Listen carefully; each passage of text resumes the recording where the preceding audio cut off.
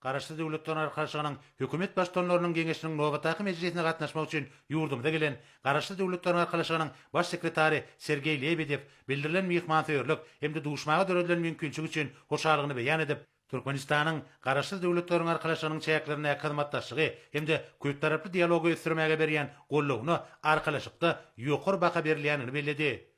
Hormatly prezidentime de mihmana hoşnýetli sözler üçin minnetdarlyk bildirip, Garaşly döwletleriň arkaşygynyň hökümet başdanlarynyň geňeşiniň mejlisiniň üstünlikli we netijeli geçirilmegini arzu etdi. Bellenşäli Türkmenistan Garaşly döwletleriň arkaşygyna başçylyk etmek wezipesine aýratyn jogapkärçilikli çemeleşýär.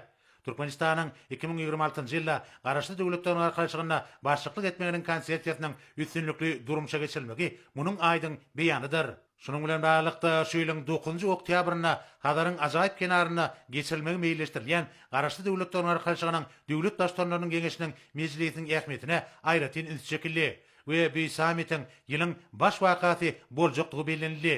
Duşun ahyryna hormatly prezidentimiz we mihman Garaşly döwletleriň arkaşygynyň geňişligindäki köp taraply hyzmatdaşlygyň mundan meýlekde üstünlikli ösdüriljekdigini we täze many mazmun bilen baýlaşdyryljakdygyna anan bildirip, birek berege iň gowy arzularyny beýan etdiler.